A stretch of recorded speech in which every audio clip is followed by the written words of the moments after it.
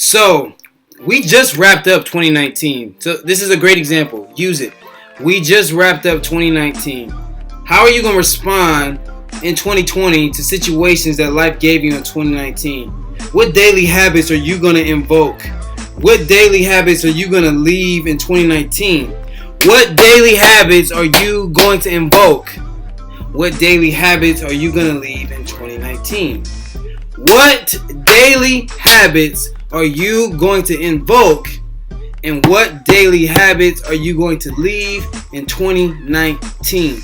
How are you going to truly be different? Like, I'm not throwing shade or anything like that, but it's like everybody has all this innate optimism that happened to come from being in 2020. As soon as the ball dropped, everybody's like, oh, I'm in my bag this year. Big moves coming. Yada, yada. Everybody's casting vision. There's short-term vision and there's long-term vision. These are the people that's not going to make it past February 1st in the gym. You know those guys.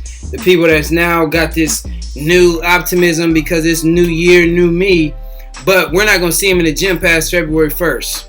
Right? But they're going to be mad when they don't have the summer body that they want because they wasn't putting their grind time in the winter time. See, this is why they're short. They see the long term. They see what it's supposed to look like. They're like, man, I can't wait to get there. But their habits every day don't reflect the lifestyle that they're going to be living over there. Because that lifestyle over there takes grind every single day. But then you have these long-term vision people, right? It's an interesting dynamic. Because the long-term vision people understand to truly be at my long-term space, to be where I'm truly meant to be, I need a whole bunch of short-term actions that's going to carry me to my destiny. Because it's really about the system. It's really about the structure and of your day. Because that's the only thing we're promised. 2020, truly, it doesn't really exist yet. 2020 is one big idea, one big vision, one big possibility.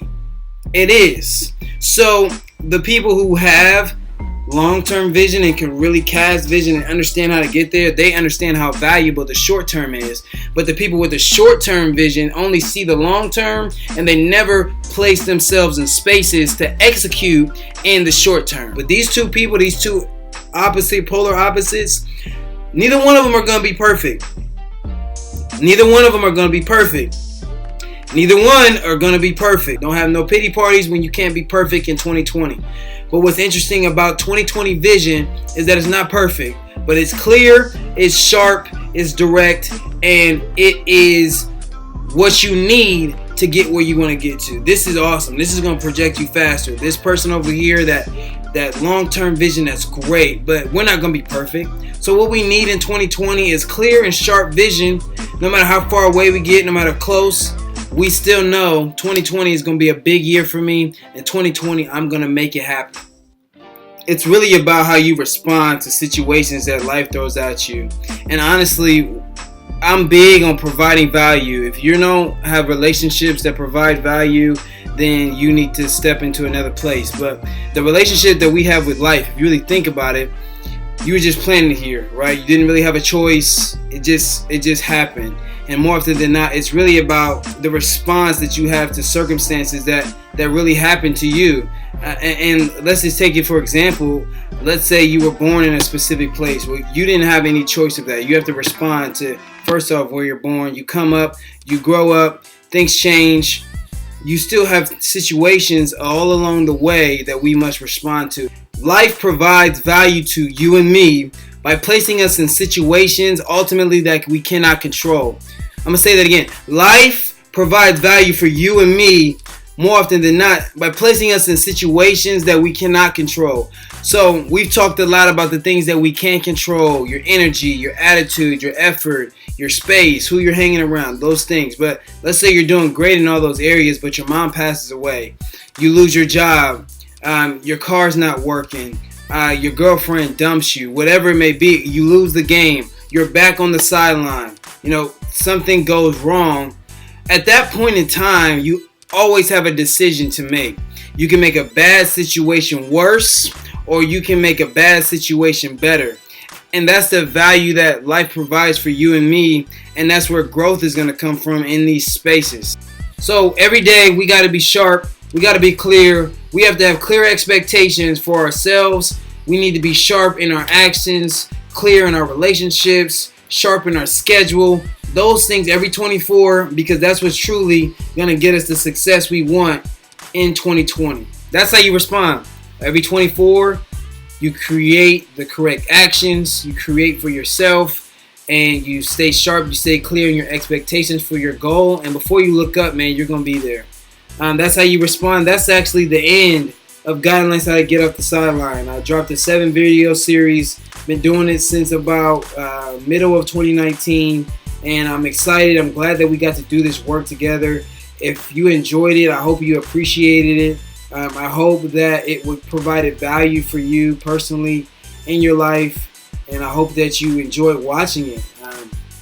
For me, if you notice, I wore some Marietta gear in every video because that's where it all came from for me. I mean, I was on the sideline there. I was on the sideline in high school. I was on the sideline in AAU. I was on the sideline. I didn't play. But for me, I believe I had the platform to speak on Guidelines How to Get Off the Sideline because I played college ball at a very elite level. I made a lot of things happen for myself in my basketball career, but I was a huge contributor to a team that operated in a winning culture, that operated in a platform of success, and that operated in a daily grind that essentially created our success. So that's where it all stems from. Now, I believe I had some of those things already inside me, which will allow me to be successful, but I saw what it could do to a group of young men who come from ages of 18 to 22 and how we could galvanize behind some common principles and common beliefs and what that could do in terms of being successful. Now, my goal with Guidelines How to Get Off the Sideline was to create a platform to speak on those things briefly, but to apply that to your daily life and apply that to your goals and your dreams and the things that you really want to win, because that's what it's going to take. This is not the end for Young Mogul. This is not the end for any videos that I'm doing, any content that I'm providing. I have more to come, but with this being said, let me know what you thought. Let me know your interest. Let me know any type of things you want to see next, because I got more content coming. I think it's going to be powerful, and I'm excited to continue to work with every one of you guys. More things coming soon. So again, this is Young Mogul, Mel Schuler, Melvin, whatever you want to call it. That's Guidelines How to Get Off the Sideline, and I'm out.